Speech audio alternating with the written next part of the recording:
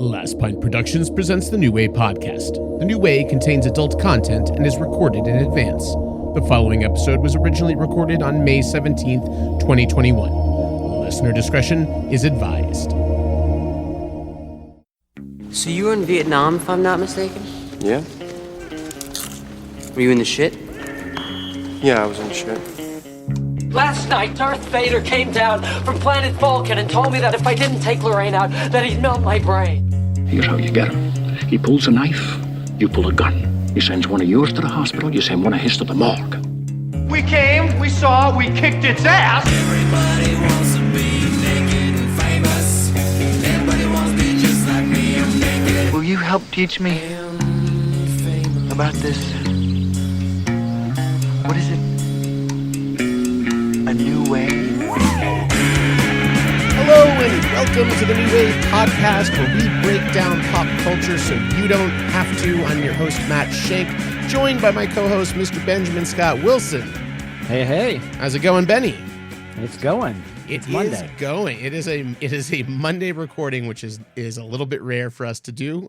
We may be a little just out of sorts from the weekend. But as some of you know, listening out there, so we have a really amazing episode for you this week. And you guys have heard me talking for a while about going kind of down the TikTok rabbit hole. And what I found was somewhat surprising to me in that I found some really amazing content creators carving out their own niche in topics that I think are very near and dear to what we talk about on this podcast and what people that like this podcast want to hear about. And today we are lucky enough to have one of those brave souls guesting on our podcast. He is the face of Props to History, which you can find on Facebook, Instagram, Twitter, YouTube, as I said, TikTok. He is also one of the hosts, along with his buddy Gregg, of the Prop History podcast, which you can find wherever you listen to podcasts. Please welcome Mike, the props guy. How's it going, Mike? Quite well. And you? I am doing fantastic this Monday. I request a lead-in like that for next episode, just for me. Just for you? No, we don't, and we don't do this for any of our other guests. So we will probably have some angry regular contributors. Well, my apologies to your regular contributors. I think they will understand. We are very honored to have you on the show today. And I found you through TikTok, but maybe you can tell our listeners a little bit about yourself and how Props to History, which also is just a great title. I don't know when that got thought up, but that is a really genius title. But how did it come to be? Well, specifically about the title, it was entirely accidental. I wanted to do a podcast, a TikTok channel when I decided to do it, about props and the history of props. And it was actually my wife that she was like, "So you want to talk about props to history?" and I was like, "Oh, that's genius." So I stuck with it. And as far as how I got into it, I started out as a model maker 30 years ago, when I was a little boy.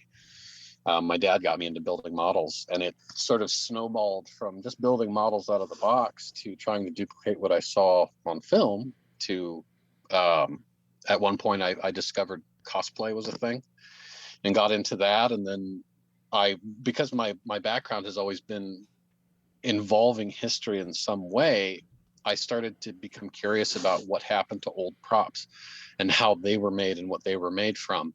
And then it just started down this new rabbit hole of finding out the history of props and who made them and the people that don't get talked about in film, the folks behind the scenes that you don't hear about very often. And those are the people that interested me the most about film. And that's kind of how it came into being, all a series of happy accidents that led to me deciding to use an app that I thought was for teenagers. And as it turns out, a 40-year-old schmuck can get on there and use it.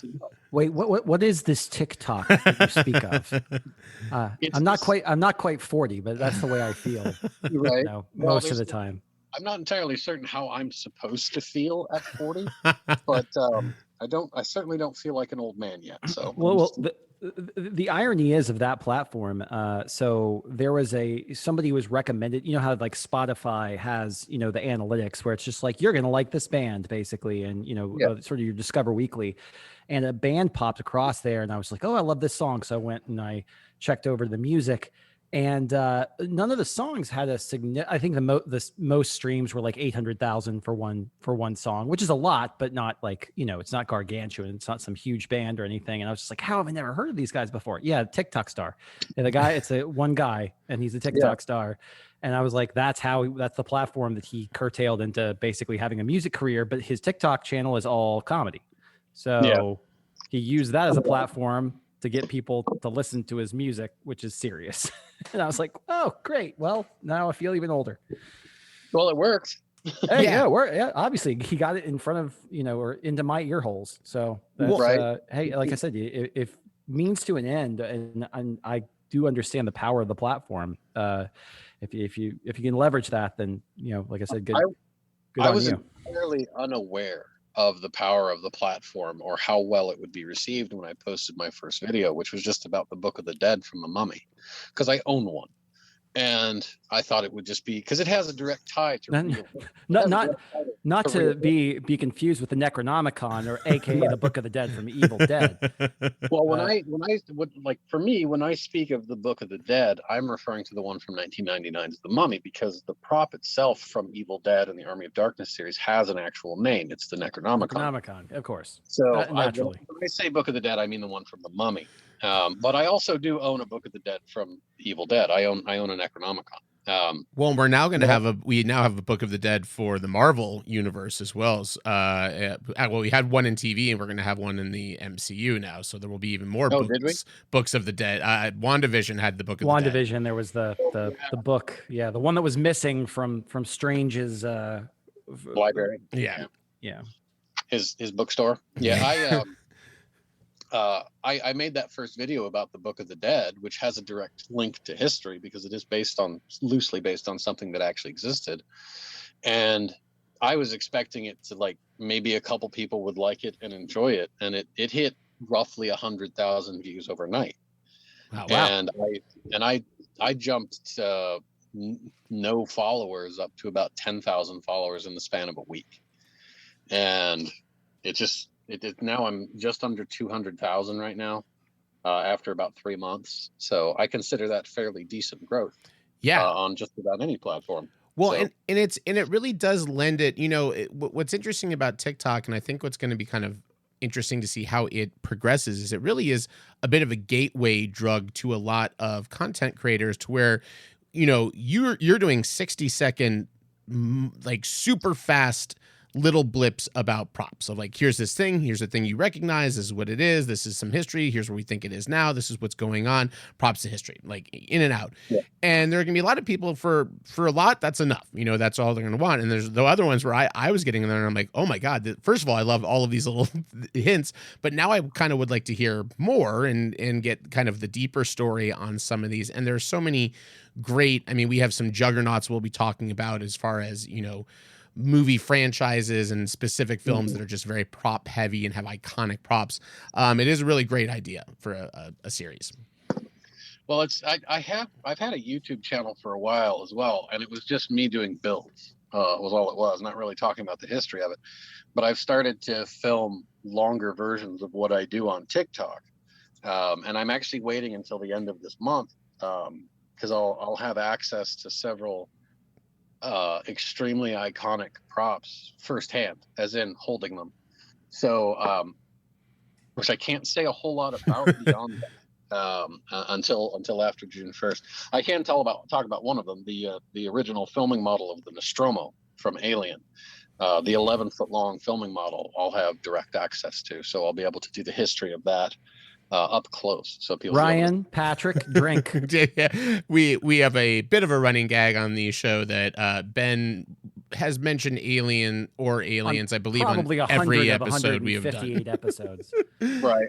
So well, it's in my top 5 movies of all time. It's one of the top 5 movies that really hasn't shifted its space in the top 5 or top 10. So I'm actually currently in my office where I keep a lot of props, and there's the incinerator from Alien over my shoulder. Oh, I That's see it. Amazing. And then down here, while we're on the subject, why not, right? Is the rescue helmet from Alien, the ones that sat over the cockpit seats in the Nostromo when the first scene where all the data goes across the face. All the data goes across.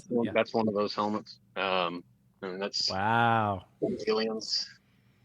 Well, well, you have Ben's yeah, attention for sure. You're talking. Yeah, you're talking to the right guys here. So Now, this is my office is where I keep all of the stuff that I just like to have around me. But then I also have a couple of sheds in the backyard that are actually full of containers full of props. So that's amazing. And we have a friend and casual listener of the podcast, Greg Cashmanian, who he does builds. That's kind of his thing, mostly Star Wars related stuff, but he's built like something like 40 different lightsabers. I mean, like from DIY, from scratch. Right. And yeah, he's really into it. And I'm like, hey, that's awesome. But I still remember watching the documentary right after Phantom Menace came out, and where like Ewan McGregor was getting to pick like his lightsaber, about Obi-Wan's lightsaber, and they're all laid out there on the table, and he's just like, yeah, and he's grabbing him and feeling him. I'm like, that has to be a surreal moment, especially, I mean, when it goes to the behind the scenes of prop stuff. And obviously, I'm a new subscriber to your podcast now, and I'm interested in kind of going back and doing a deep dive. But I know that you have multiple Star Wars episodes, and you're just like, well, I mean, the lightsaber is probably one of the more iconic props ever in the history of cinema.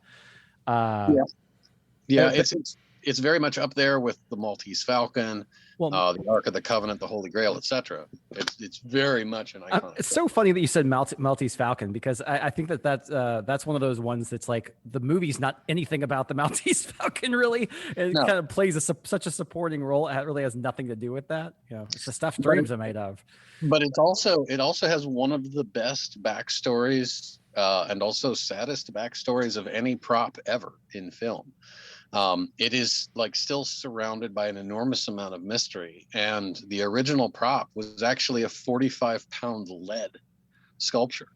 It was an enormously heavy prop, which is really abnormal for hero movie props, because normally they don't weigh that much, but that one did. That's really interesting, and that I did not know. So yeah. It has like weird sort of esoteric ties to the Black Dahlia murder. There's a whole lot that goes into it. I think I remember hearing something about that, but never. That's super interesting. Still sounds weird. Yeah. I was listening. It's funny. We were talking about kind of our ages, and was listening to your most recent podcast episode on the Prop History podcast. And you were doing 1982 Carpenter's The Thing, and talking about how Wilford Brimley was 48 years shooting that movie, 48 years old, and looks like he like aged to 80 at 40 and never like changed. He pulled the Brian Dennehy. Yes. He skipped his 40s and 50s. He went straight to 61, and then he stayed 61 for 45 years. Pretty much, yeah. And your VHS story was also very funny. But I'm curious. So you mentioned that your background kind of was a lot of model making. Was it tied specifically to film? Were you always a little more into movies than the folks around you, or was it mostly model making that then just found its way into film?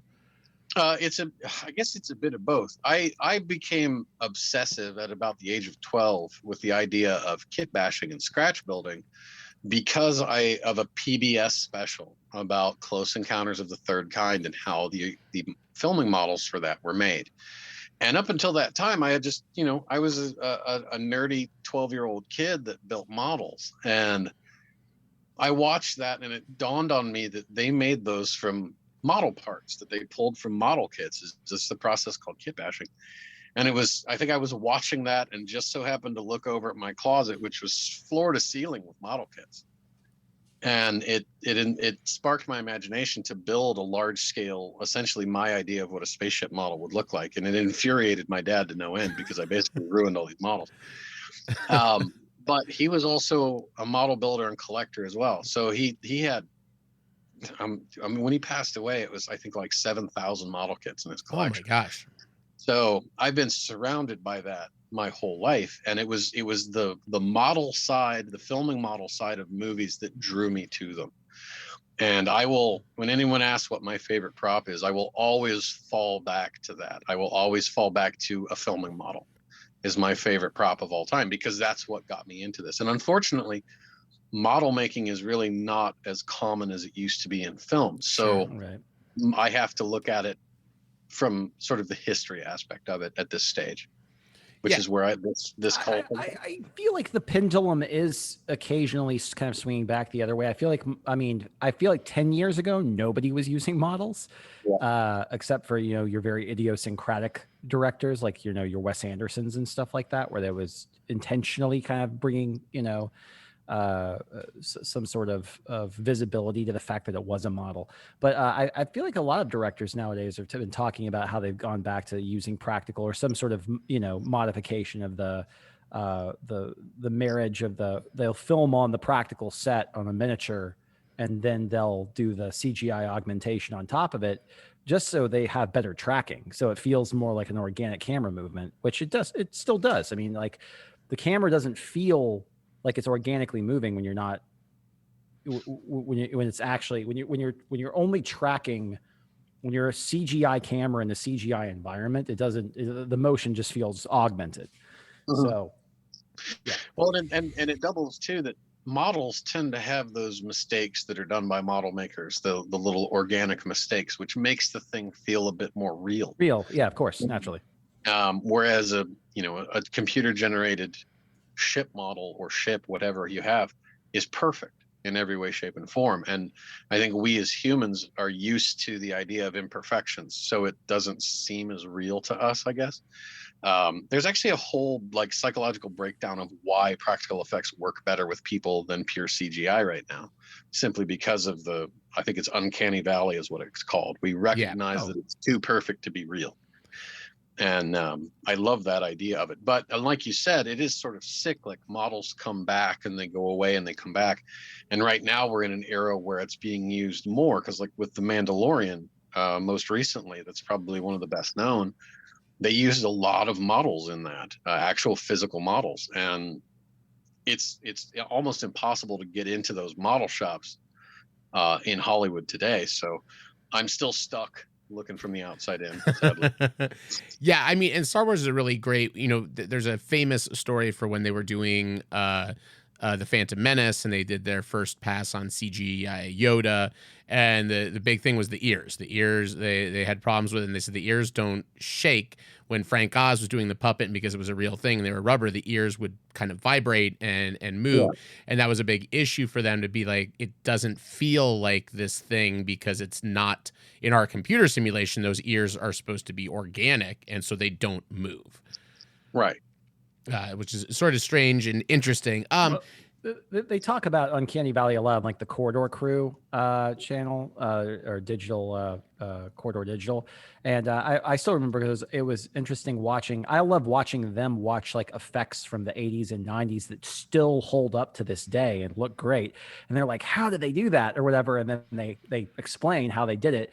And it's just like, no, it's all just smart, practical. And then they were to that age where you could composite a lot better, and you could, you would be able to matte, film on a miniature and then actually matte out a CGI background and have it look, somewhat realistic. Yeah. And so, but they always talk about the Uncanny Valley thing. I'm just like, no, that just looks too perfect. It's CGI when it looks a little too perfect. And it doesn't you don't get dirty, and it doesn't feel dirty. But I remember they were showing like how they filmed all the models for Dante's Peak like a month ago, and it was really fascinating, because I'm just like, man, this looks so much better than like Pompeii or some bullshit that pardon my French, that came out in the past 10 years or whatever, just because it's all CGI. Any of the other disaster movies that all use the same script. Yeah. Well, and I think I was wondering, Mike, if you because I remember as a kid, one of the I was young enough that I didn't really recognize or understand kind of models and stuff until I started watching those behind the scenes. But I remember one of the first times I kind of looked at something strangely was the old HBO opening. They used to have this big long opening that's this huge yeah. And there's a great, I don't know if you've seen it, but there's like a 10-minute making of that opening that is like, watching it today is like magic. No, yeah, absolutely. And I get asked about that actually a lot. Does it still exist? And I've sent messages to some of the original model makers that worked on it and the folks that worked in production at that time, and I've not received any responses, and I can't find a whole lot of information about it surviving. But it was a thing that was made to be used as an opening back in, what is it, 85, I think. Yeah, it was when they like did it? early mid 80s.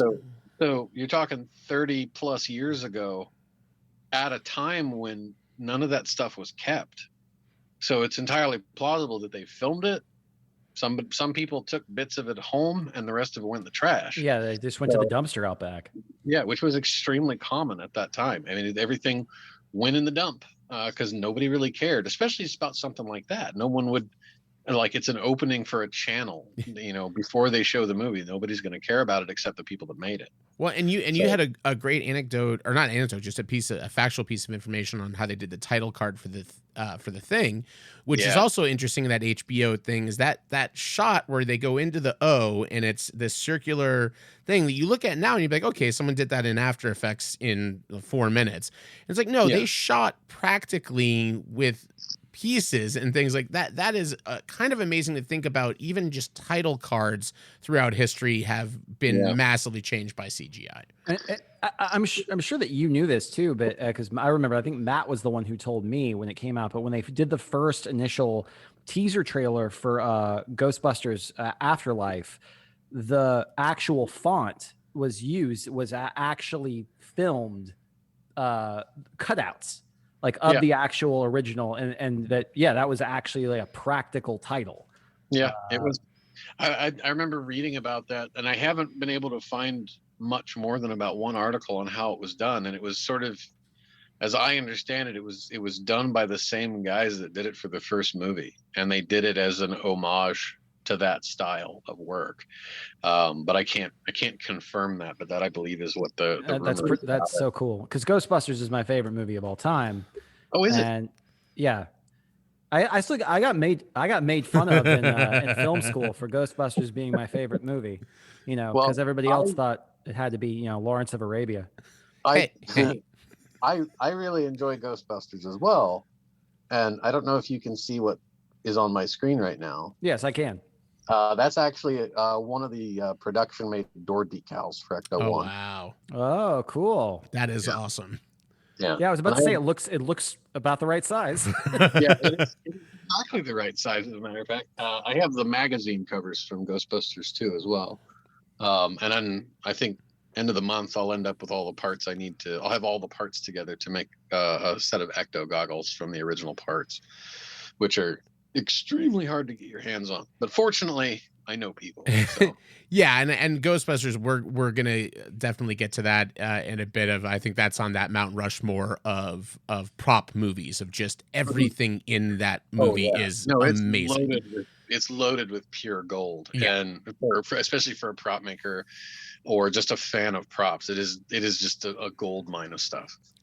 So you talked about kind of your, what would be like your favorite, prop, but do you have like a bucket list prop? Like if money was not an object, you're in the Bill Gates divorce and you've gotten a lot of that money. And what is your bucket list purchase? Wait. Let's unpack this. What's his role in the Bill Gates divorce? Let's not go back to that. You know what? It doesn't matter what my role in the Bill Gates divorce is, because I'm going to end up with a lot of money. I don't care either way. I've got no problem.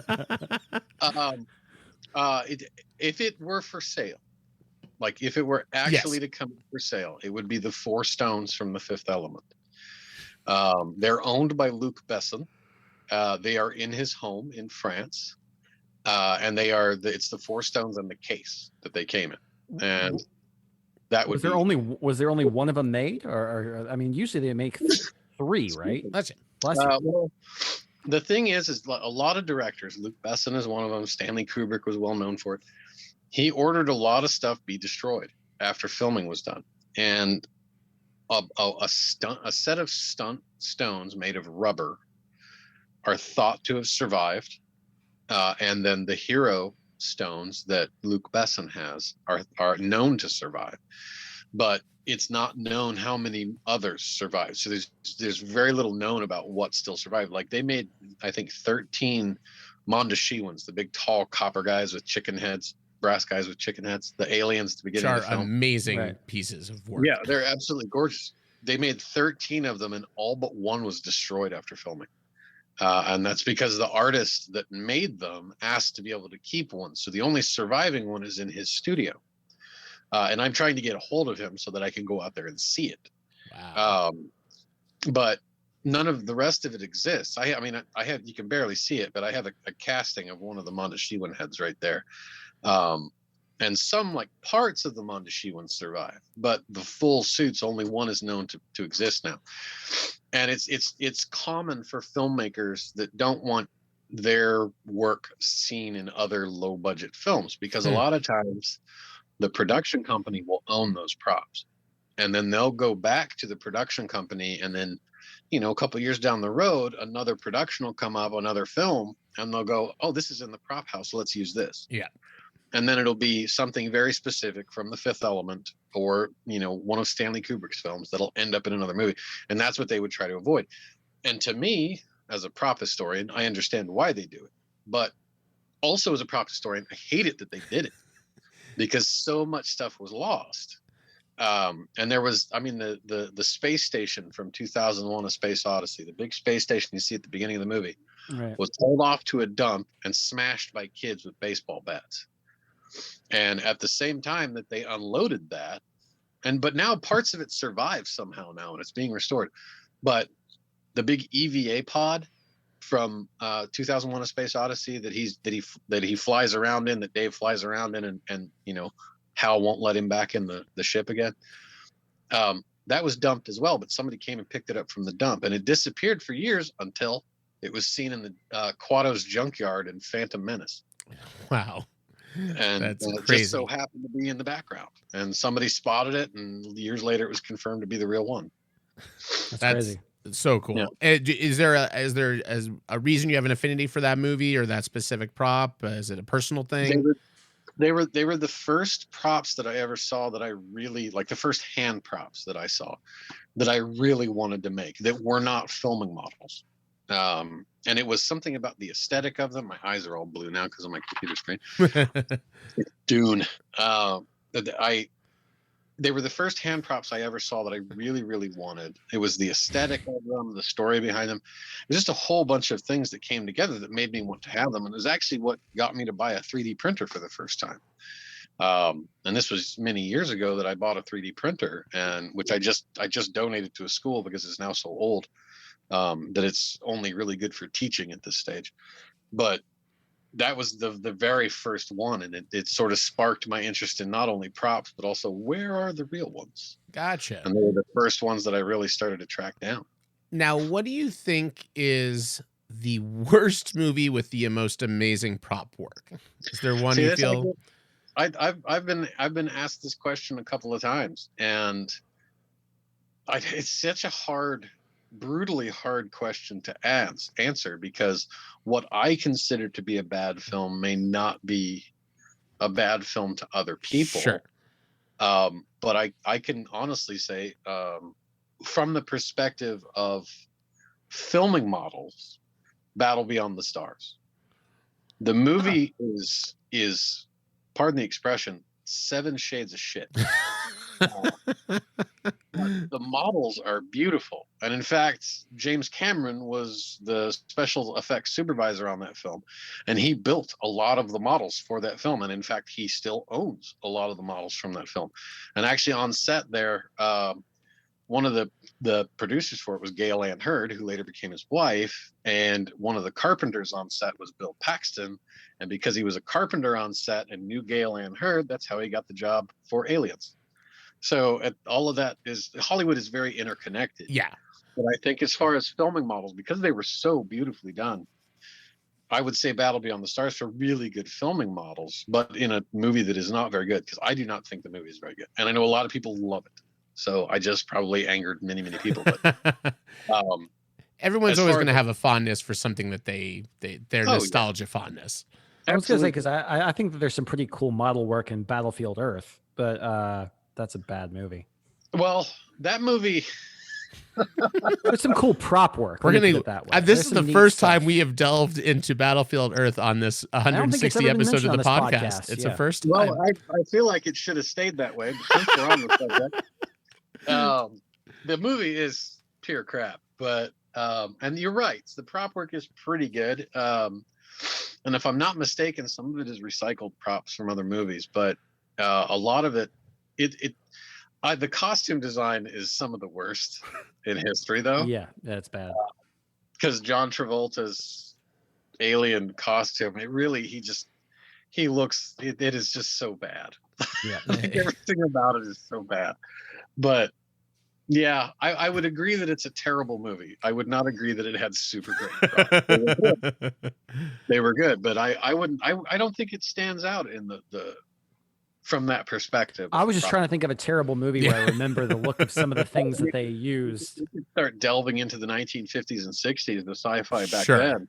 Sure. It was absolutely atrocious. I mean, if you look at the first Godzilla film, for the U.S. release was Godzilla King of the Monsters, I believe in 1956 with Perry Mason? That was the year. Yeah. That movie, the American version of it, made no sense because they took the Japanese version and then they interspliced scenes filmed with Perry Mason, whoever the actor was who played Perry Mason. I'm terrible with names. And it was really quite bad because Hollywood was like, we need a white guy in this to sell it. Get Raymond Burr on the phone right now. Yeah, whomever. Yeah, was it Raymond Burr? Was that who he was? I think that's who played Perry Mason. I don't know if that's who's in the Godzilla I'm the movie. worst with names. So I won't. No, Matt, it was Michael Reese. Michael Reese. Tech-com.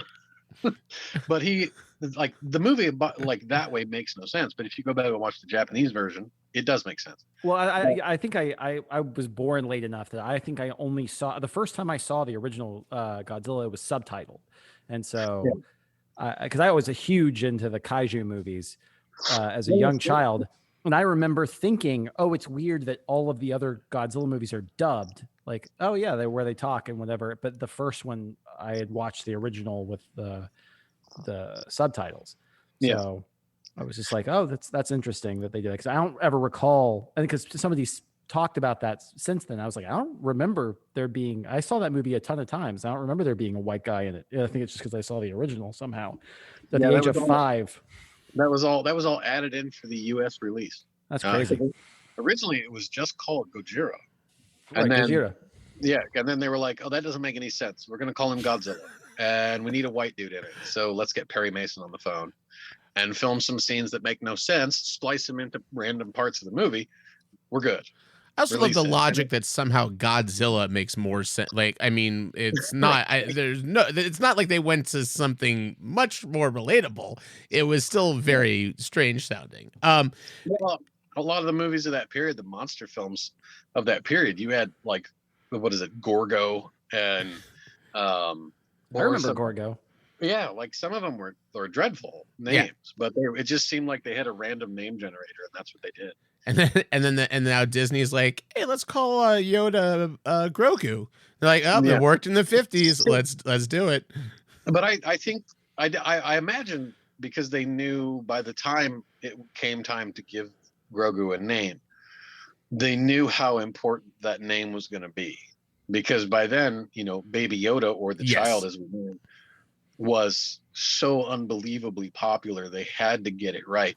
I would love to hear the story of the meetings they had and how many there were just to decide that name.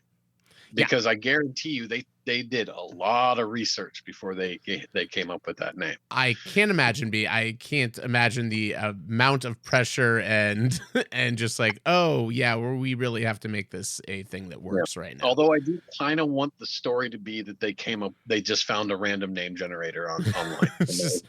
Just Favreau. I wonder if it was like the one favor he just called into Lucas and he's like, so what should we name this? And Lucas is like, oh, it's Grogu. I'm like, oh, okay, that makes perfect sense. All right, cool. Thanks, George. But George was drunk at the time, so he wasn't really sure what the question was. He was trying to say something much fancier, and he's just like, Grogu? And that's all they got. That'll work.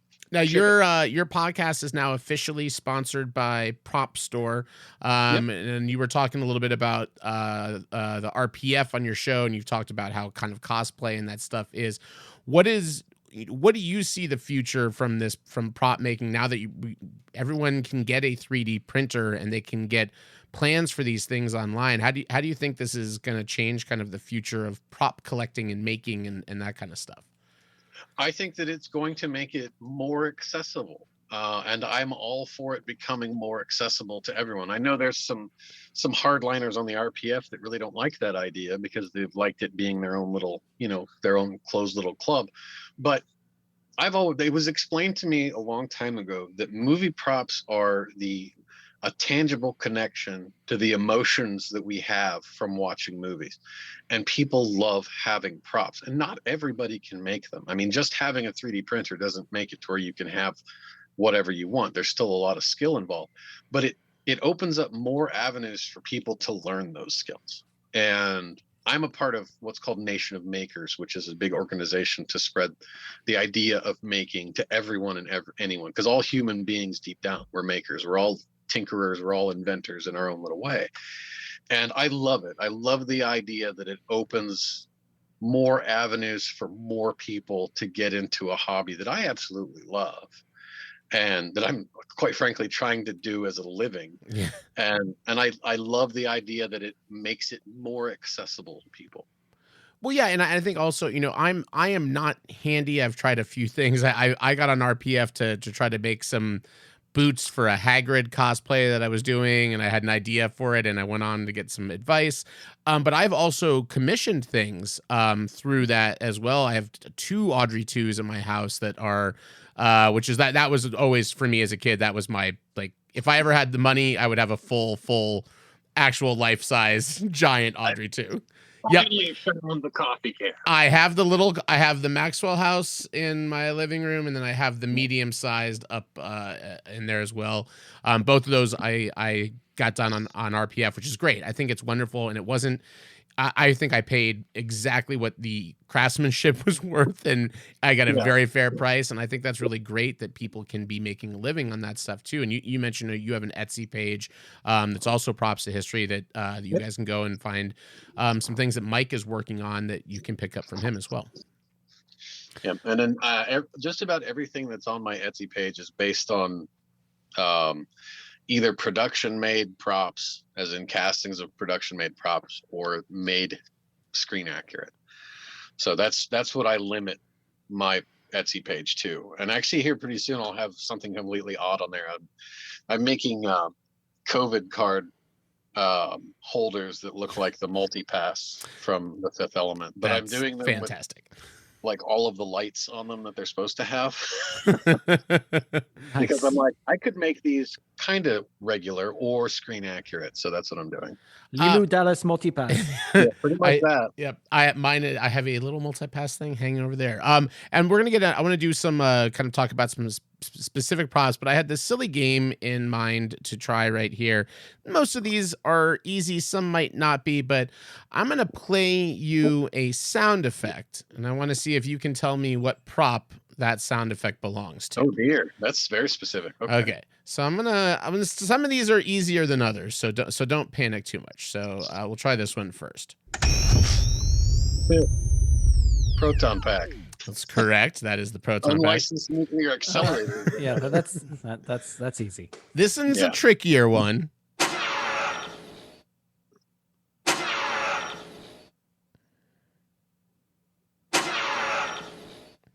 It's familiar, but I don't. That's it. That was a challenge one. That is from a movie we will definitely have to talk about, which is Back to the Future. That's the circuit boards, the time circuits going down. Okay. This one actually was a clip pulled by Ben for another podcast, so he may know it, but we'll see if you get this one.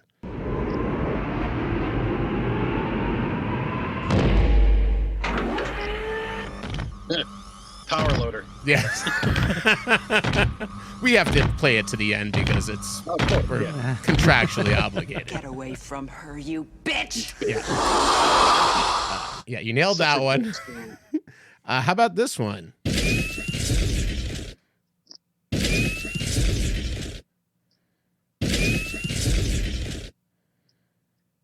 It's a tricky Is that one. is that from Iron Man? It is. That's the arc Yeah. reactor. The arc on there. reactor. Thank you. All right, so this isn't old school.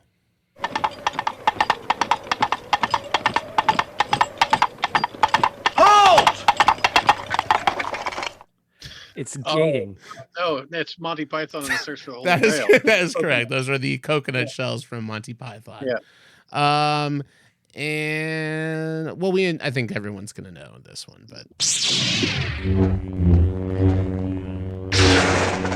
Indy's Whip. Indy's Whip. This one is a tricky one. The music might give it away, but I'm not sure if you know, because this is one of my favorite props that is like barely exists in a movie, but it always stuck with me as a kid.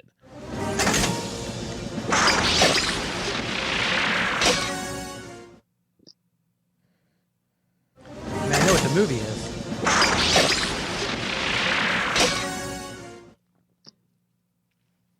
It's a very tricky one, but it is a prop I did want to ask about.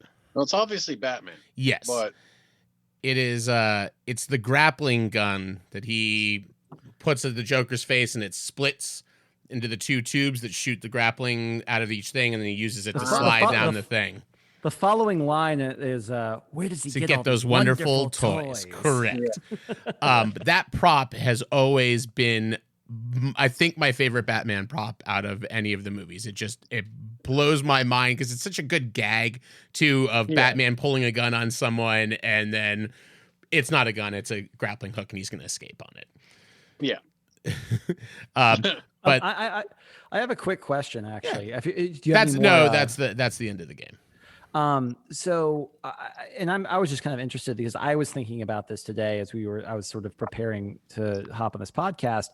If there was a Mount Rushmore of 4 films that are the best kind of prop movies of all time, or you feel like are the most involved sort of from start to finish, regardless of whether these are vehicular props or whether they're film, whether they're model props or whether they're anything else, like if you had to pick the 4 that you would say these are all the best examples of those out there, and I would say you could use like one of those spots could be a trilogy if you wanted it to be, or all of the spots. I feel like that's a bit leading, but I understand what you're saying.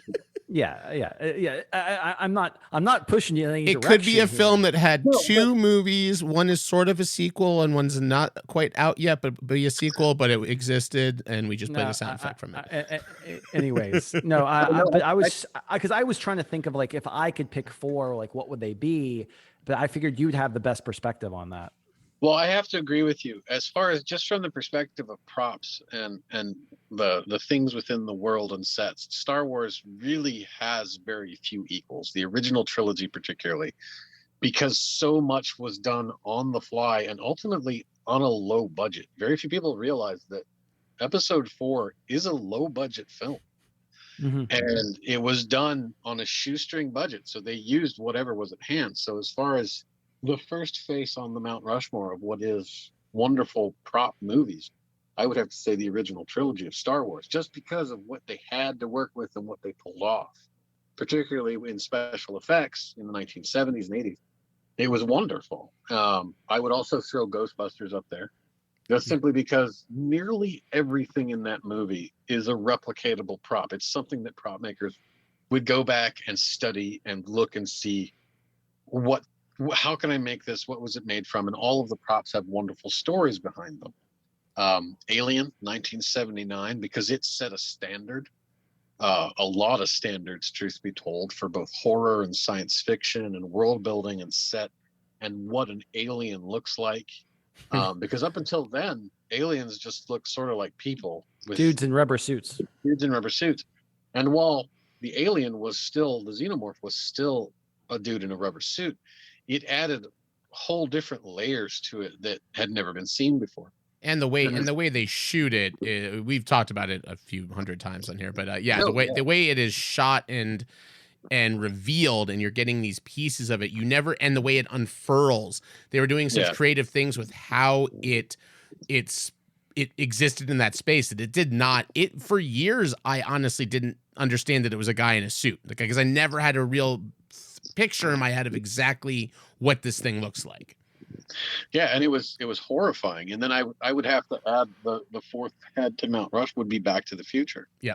And I know that that's all kind of within one era, which is the late 70s, early 80s. But that was when a lot of basically benchmarks for films were set that are still copied today. And modern film still copies the themes and effects and the look of those old films repeatedly because they set that standard, and that standard really hasn't been surpassed, except perhaps maybe by the MCU. But that's the MCU is not really a super prop heavy series. They do use a lot of CGI. They even use a lot of CGI for the costumes. Yeah. And in fact, I think only 2 of the movies does Robert Downey Jr. actually wear armor. He managed to negotiate that down each movie he did, where he basically just wore shoulder pads for most of the time as Iron Man, if even that. Yeah. Because a lot of it's him just wearing a mocap suit, and that's fine because the practicality of what they're doing doesn't translate to costume all the time, because they couldn't make an Iron Man costume that could do what they needed it to do in the later films. So, and that I understand that. I think it's good also to, I think it's interesting to bring them up though, because what's funny is as much of, especially those costuming and everything that's going on with CGI, each one of the main characters, maybe with the exception of the Hulk, has a prop, has a thing. You've got Cap's shield, you've got Mjolnir for Thor, you've got the arc reactor, which that was a prop I got off of RPF as well, of like that original Tony Stark that lights up. That's an amazing looking prop. But yeah, it's interesting that they leaned in for like 1 or 2 things here or there that are kind of the one tangible. Also because you can sell that helmet or that thing or that stuff. Not that I know, not that I bought all of them. Merchandising. Yeah, merchandising. Well, it also adds a focal point for the audience, because we don't look at Thor's costume and notice all the CGI that's going on because we're looking at Mjolnir. We don't look at all the CG that's going on with Cap because of the shield. And it's the same with Tony. We're generally just watching his face. We're not watching the rest of it, so we don't see it all the time, even though it's right there in front of us. Yeah. And that's actually when I was kind of arguing with myself about it. I was just like, well, obviously, like one of the greatest prop trilogies, and I do find it interesting that it's like tends to be the Alien trilogy, regardless of what you think about Alien 3. The series there, Alien, Aliens, and Alien 3 all have great props, and sets that standard. But I think that Raiders of the Lost Ark all the way through Last Crusade, those are prop movies because literally the modus operandi is for them to get from prop to prop to prop to prop, and it's all practical. And I don't. The only reason I don't bring the Indiana Jones trilogy into this, because there were only 3 Indiana Jones movies made. We can agree on this, correct? Oh yes, we can agree on this. Please God, I heard they're making another one. Stop. I heard they're making a 4th one. We'll Stop. see how that goes. A lot of the props that are in that are real world props. They were found objects. So they were able to go out and do all the costuming from historical items and that sort of thing. It wasn't a whole lot of made up stuff. A lot of it though was, of course. But and then you have things like the Holy Grail and the Dr. Jones's diary and the Ark of the Covenant, etc. The Sankara stones, and those had to be manufactured. But a lot of the stuff comes from history, so it wasn't. It's not that they had to come up with stuff from their imagination. It's a wonderful series for props, but I think it doesn't quite make all the benchmarks that Star Wars and Alien and Ghostbusters and Back to the Future had to do, because they had to make stuff up as they went. And I think that's another thing that you mentioned, how in the MCU, a lot of it's like, oh, you have these kind of focal points that you can focus on in order to kind of almost distract you from the CGI and the other thing. And that's why I ended up talking myself when I was thinking about like, oh, what are the greatest movies? I was like, well, it has to be Lord of the Rings. I'm like, well, yeah, Andriel and the One Ring and all of this. I mean, all the way down to costuming and down to the food that they eat. are great props, but it's I would argue this from a different perspective. yeah. That the Lord of the Rings trilogy exists on its own pinnacle because so much of it had to be, almost every single thing in that movie had to be made from scratch. Very Right. little was a found object, but it all had to match that fantasy world that had No, been it had been established by Tolkien, right? Yeah. So that's its own separate world of props because, good Lord, every single piece of armor, every different design of armor, of sword, etc. Peter Jackson sat down and wrote histories of all of it if it didn't already exist in the Tolkien universe. So everything in that movie has its own backstory, has its own world building. Every object has its own world building. So I think that sits sort of on a mountain unto itself from the rest of them because of how much work had to go into physically produce all of that stuff. On a Mount Doom unto itself. On a Mount Doom unto itself. Yes, I only accept this. What I do love is that Ben and I prepared for this podcast separately, and I legitimately had the exact Mount Rushmore of prop movies, and then in this order.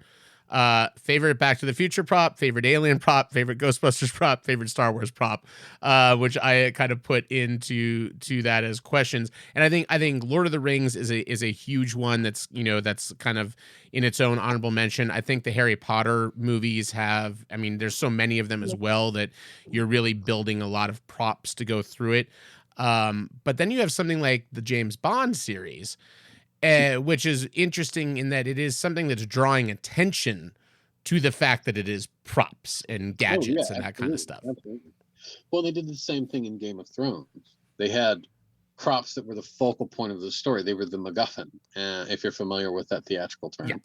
And they brought attention to them and made whole stories around them and whole episodes that were dedicated to them on some occasions. And Game of Thrones, despite what they did in the 8th season, was a wonderful example of a prop series. That's because so much of that is, well, in fact, everything was completely bespoke for the show. There was nothing they didn't just go down to Bob's sword store and buy a sword and then put it on. They went to prop houses and rented a lot of that stuff because that's just what you do with films like that. But so much of it had to be bespoke for the film, particularly the hero costumes, etc. But that's a movie that or a series that got ruined by greed.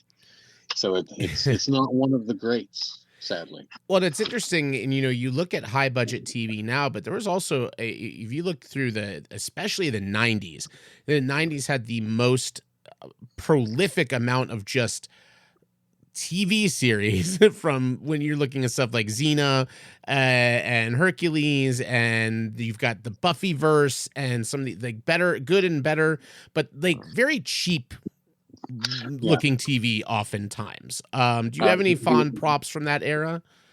Yes. I'm trying to remember what it's called. I can't remember what it's called, but it's a short lever action rifle that was actually used in The Adventures of Briscoe County Jr. If you remember that. I am familiar with Ash, with our boy Ash, Bruce Campbell.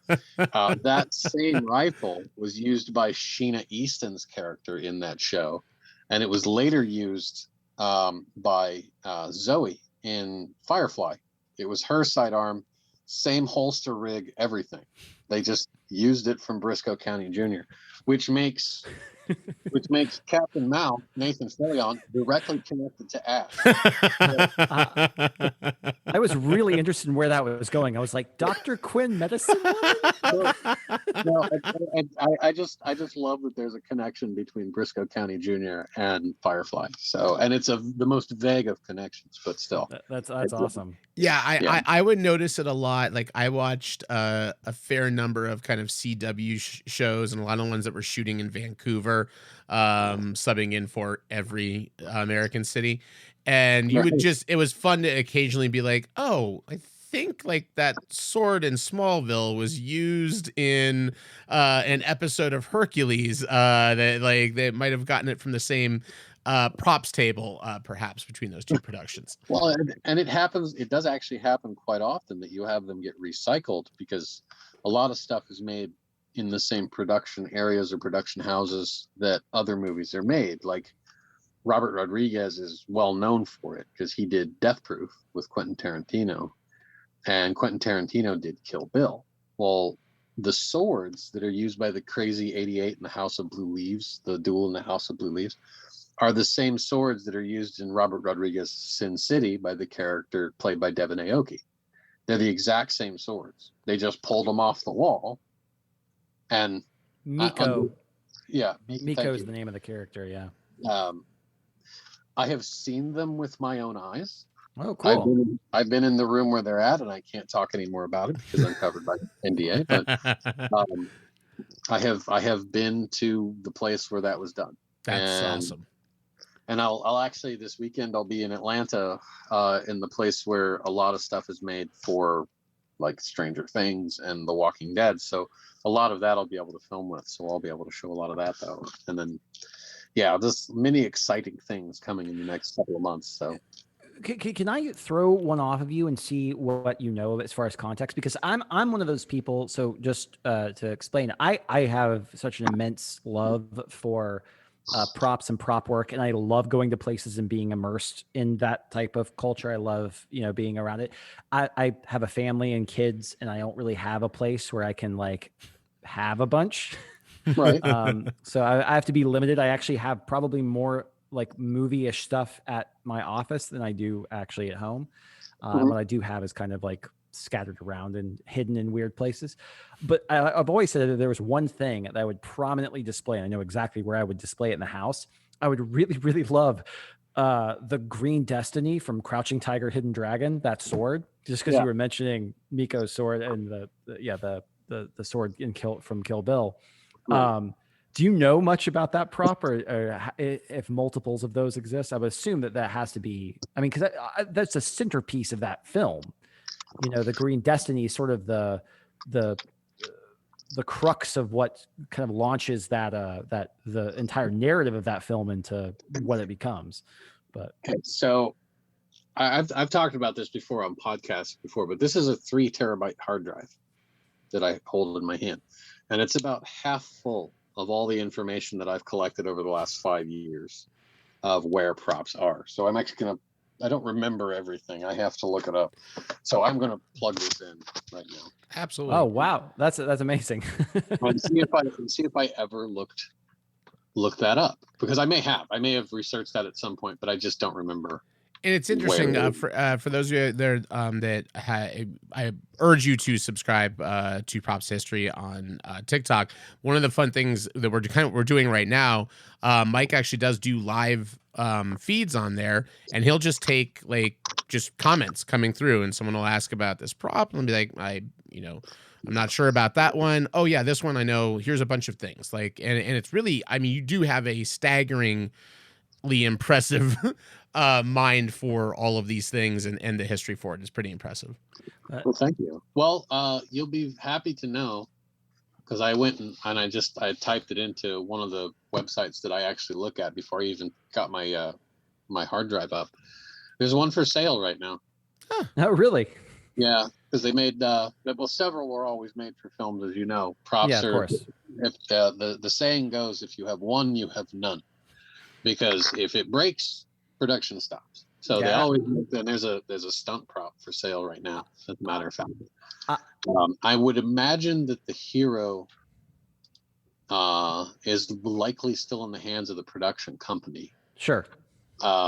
Because they would have made several heroes and several stab swords and that sort of thing. But where it is, it doesn't look like I ever looked that up. But I will add it to the list of things that I will try and hunt down. But well, there you go. Yeah. But as of right now, there is one for sale. A stunt prop that's for sale. I'd have to go through and do some verification. That's crazy. To make sure it's real. There's 2 for sale. Look at that. There's another one for sale through Barnaby's. So Well, I remember them. I mean, like you said, if it's a prop that doesn't move, they make 3 of them. If it's a prop that's being consistently utilized, then like times 10. You know, it's basically because they're just going to break. well, like And different modalities of it. Yeah. It's one of my favorite examples of this, Wilson from I was Castaway. just going to ask you about that. I am so happy you're going to get into this.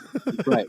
So what is, and a lot of people will not be able to answer this question, what is it about the Wilson prop that makes it so hard to replicate? Well, I mean, to me, it seems the splotch pattern on it. Nope. No. It only has branding on one side. Oh. The reason for that is because they had to have those balls custom made so that they could have the handprint on one side. And they were only able to get 20 of them. So there were 20 of them made for production, and there's about 16 still in existence in various collectors' hands, museums, production houses, etc. But that's the thing that most people don't realize when trying to make a replica of Wilson, is that you have to find a Wilson volleyball that only has labeling on one side. And in fact, one of the most sought after props by prop masters is actually a basketball with no branding on it, because they haven't been made in years. And it's a lot of times you can't show brands in film. So finding like sports balls, footballs, etc., with no branding on them are almost like a holy grail for actual working prop masters, simply because of licensing and copyright. But that's the hardest thing about replicating Wilson, is finding a volleyball with only branding on one side. In that same vein, what are some deceptively difficult props that look like it's something easy, kind of similar to that you know of? Almost any branded product, anything that, because a lot of times a story will have to be told, and it'll have to reference something that we know as just a common part of everyday life, like Pepsi or Coke or what have you. But you can't show that on screen because you can't pay for the licensing. And particularly with cigarette brands. Cigarette brands are notoriously difficult to get on screen. So Hollywood, a long time ago, they came up with fake brands. And I just pulled some out of my display case as an example. And one of them, if you're a fan of X-Files, you're familiar with it. Morley brand cigarettes. Oh, yeah, of course. That immediately says Marlboro to everybody in the United States, at least. That immediately says Marlboro. But it's the same with Camel. You know what a pack of Camel cigarettes looks like, right? Yep. These are llamas. But it says Camel.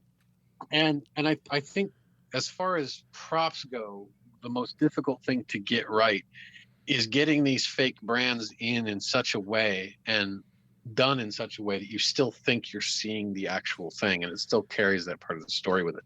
Which is very different from like the filmmaker, like Kevin Smith and Tarantino made their own brand. So you got Apple Smokes and Nail Smokes. For those and Cloverfield, you've got Slusho. Yeah. Well, because I was actually at the production house where they made Death Proof, they actually handed me this, the Big Kahuna Burger. That's awesome. Cup. And I actually do have a pack of cigarettes that are these were Kurt Russell's. These were Kurt Russell's from Death Proof as well. That's awesome. Because they're American spirits, and he actually smoked real cigarettes on set, as opposed to fake ones. But I have a Big Kahuna Burger bag back there as well. It's also that one's from Grindhouse, or one of the Grindhouse. I think it's Planet Terror is what that's from, and then one of the matchbooks. That's amazing. House of Blue Leaves. But yeah, probably just making fake products to look right, which has been sort of a science that's been sorted out a long time ago by Hollywood. But I am always amazed by the way that products are placed in a scene that make me think of that product without it actually being that one. And that's a big thing. I've noticed also that's a big thing on like sitcoms, especially like old. Well, I mean, any like family thing where you're dealing with they've got to open a bag of what looks like Lay's potato chips, but it's like Haze, and it's whatever it's they've like got on it. Haze or Keys or whatever the brand is, the fake brand they're using at the time. Yeah, and some of them are over the top obvious, but sometimes they're very sneaky, and you don't think about it. And there's another thing that's done in Hollywood that's called Greeking, where they take either bits of tape or like bits of label, and they cover just little parts of a name, and it gets that name because it's sometimes, if you do it right, it makes it look like letters from the Greek alphabet. But some actual prop makers use labels that are actually letters from the Greek alphabet and actually put those in it. But and they'll turn Marlboro into Arlboro, or that sort of thing. McDonald's into Donald's, and that's just to avoid copyright. What is it in Coming to America? McDougal's. McDougal's. Is it McDougal's or is it McDonald's? McDowell's. McDowell's. I should know that. I was gonna say. I got like one more prop I definitely wanted to ask about. Money. There you go. I have one that we have to ask about because it is a much debated movie on our podcast. But what can you tell us about the Zoltar machine from the movie Big? A whole lot of nothing. I have been trying to hunt that down for a long time, and there's a lot of rumor about where it is, but I haven't been able to find anything concrete. And I don't like to talk about rumors. I like to know where stuff is, but thus far it's been surprisingly difficult to confirm what happened to it. So the thing is you have to show up at a county fair right at 9 o'clock, right when they're closing, and then you're going to see it. Yeah. Well, and it's weird because it's known that it exists, but it's one of those things where it's like, what collector has it? It's also a weird prop in that it was somewhat human operated from the inside, if I'm correct. Yeah, it was puppetry was what it was, because at the time there was no machine that did that. So they just it was essentially a puppet with a guy inside of it. And it's very much like Martin's chair from Frasier, another thing I've been trying to find. These things sometimes go into the hands of collectors and nobody hears about who, and then they don't get seen for years. And they fall out of everyone's knowledge, much like the Ring did for 2,500 years. And only until Smeagol kills his brother are we going to know where Zoltar is again. So I don't know. I don't know where it is with any 100% certainty. And until I do, I don't want to say anything. So it was repurposed as the Riddler's thing in Batman Forever. That's not the first time that's ever happened. So. I know that props get redressed and just they use the kind of the exoskeleton in the model and they just kind of redress stuff. So you never know. And sometimes props from other movies are thrown into other movies as an homage, much in the same way as the spinner car from Blade Runner. Ended up in Back to the Future 2 and Soldier and one of the Aliens franchise. Paul W.S. Anderson's Soldier. Yeah. Wow. I don't think you're going to bring that one up. Oh, yeah. No, I actually really like that movie because of its connection to the Alien universe. And also Firefly, because Firefly is part of the Alien universe as well. And a lot of people don't realize this. That I did not know. Well, if you go back and watch the pilot of Firefly. And in the scene where he jumps on the anti-aircraft gun to shoot down the skiff, you remember what I'm talking about? Yeah, I know that part where you're talking about. When it looks through the scope, the sighting scope, it shows there's a scene where you're just looking through the optics of the anti-aircraft gun. The Weyland-Yutani symbol is right there. The Weyland-Yutani logo is front and center. That most is people look awesome. Right, which of course it's all just homages. Sure, is all it is. It's just little Easter eggs. But I love the idea that Blade Runner, Firefly, Alien, Soldier, and Life Aquatic are all in the same. Life Aquatic. Well, Mike just adds an extra movie in the end of each one of these lists until we're going to just get to and Little Miss Sunshine. You know, it's entirely plausible. Oh, there was one movie I wanted to kind of mention just because I love it um when it's clear that you have to build, which they do a lot obviously in like Star Wars and things along those lines, when you have to build multiple size models. So basically you have to build the life size practical, so it's something that your characters can actually interact with.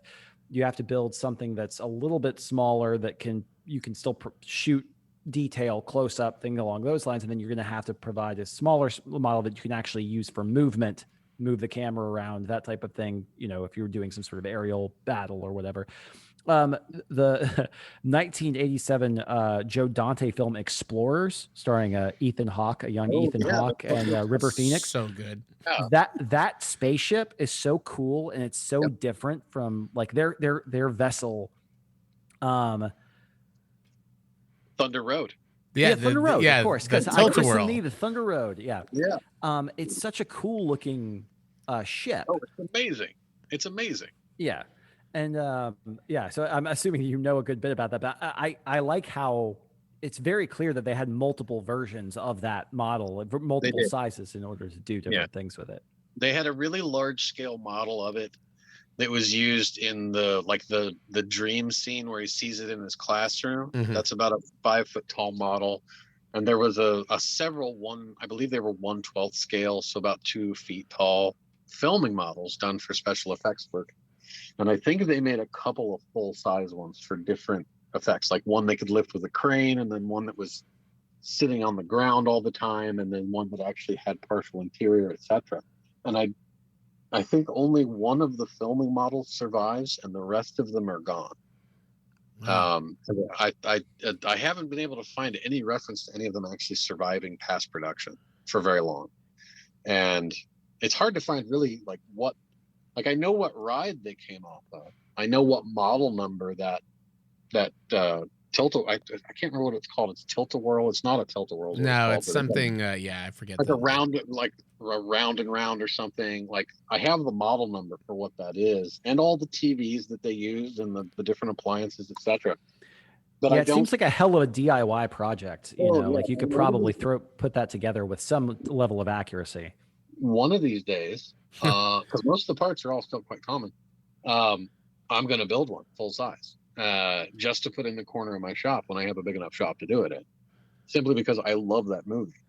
But I don't believe any of the full size ones exist anymore.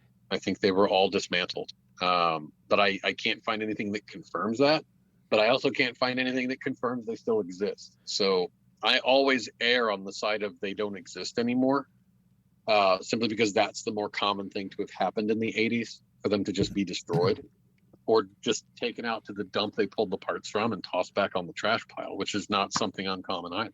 Well, and Joe Dante as a filmmaker is actually he's like on a Mount Rushmore of filmmakers who have very prop heavy films, from Inner Space. I mean, even everything else in Explorers that's in Wolfgang's, that he's using to build all this stuff. There's so many props in that. And then you have like something like Small Soldiers, which was like super prop heavy. Oh yeah, that was all like Stan Winston and ILM together made every single one of those vehicles that were made by the Gorgonites, and what were the other ones? The oh god, I can't remember the name of them. Yeah, voiced by Tommy Lee Jones, whatever. That side of it. Those were all practical effects. Those were all remote control, flamethrower, rocket, razor blade armed vehicles that they built and drove around on set, and they mostly still survive. There was a big auction on Prop Store, and then another one on Profiles in History not a couple years ago, where a lot of those were sold off. And in fact, even the ship that the Gorgonites float away in at the end of the movie, that still survives too. A lot of that is still around, and I'm glad that they kept it, because there's such good examples of not only model work but also puppetry, because I think they made like 200 and some individual figures for that movie, and they did a brilliant job at it.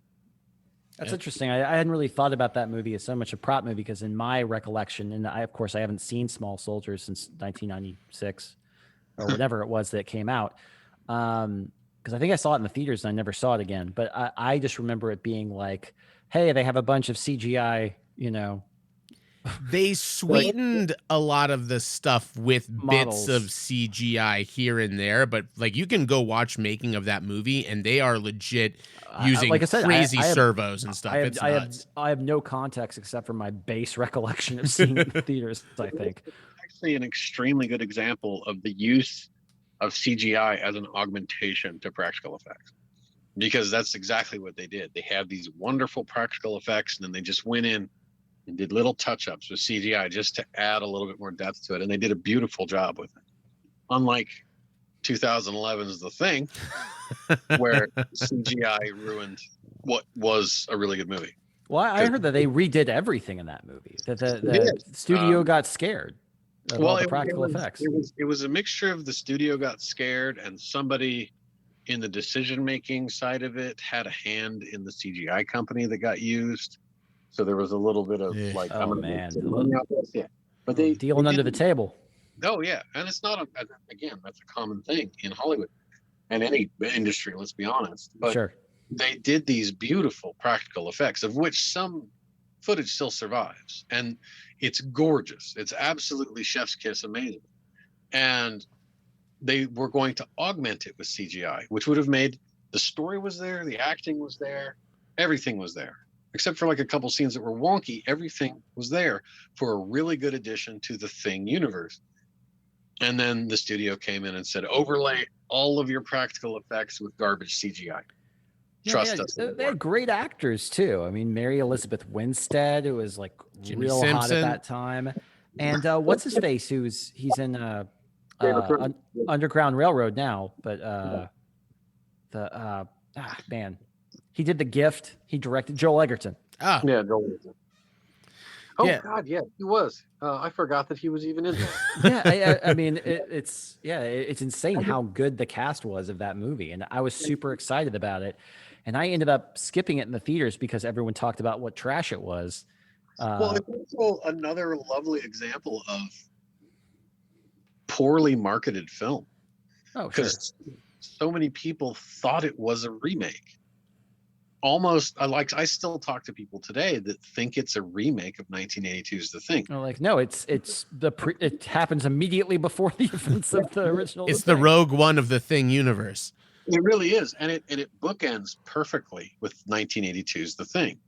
They put a lot of effort into just making that helicopter accurate, much less everything else. And they did a perfect job of making all of that match up beautifully. But it was so poorly marketed, and with the overbearing CGI, the whole thing fell apart. Yeah. And well, that's because when I saw it, obviously bad with CGI notwithstanding, I was like, oh no, it's actually not that bad of a movie. Like I thought it was fine. I could understandably say why, because I remember reading set reports where they were talking about all of the amazing practical effects that they were doing on that back in, this is ain't it cool days, Yeah.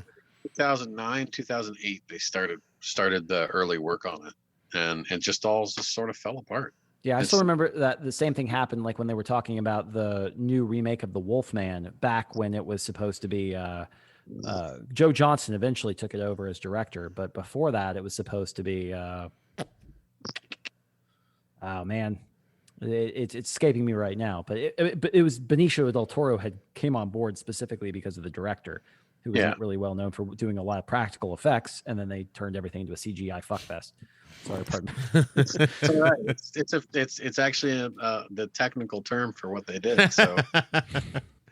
Well, Mike, you've been more than generous with your time with us today. We could do this probably all evening, but I want to keep you any longer. But as we said, for those of you out there, you can find Props to History on just about every major social media outlet, but TikTok especially is great. And the podcast is the Prop History podcast, which you can get on wherever you listen to your podcasts. Mike, we're so excited to talk to you. We didn't even get into the beer discussion. We just got too wrapped up in the props. Next time. We'll do it next time. We would love to have you back again. Thank you so much for your time. We really appreciate it. Thank you. Appreciate it, Mike. And we like to end every episode with a poorly timed cheers. We've never gotten it done all at the same time, but we're gonna try in the count of 3 to say cheers together. This might be the time to get it. 1, 2, 3. Cheers. Thanks a lot. Cheers, boys.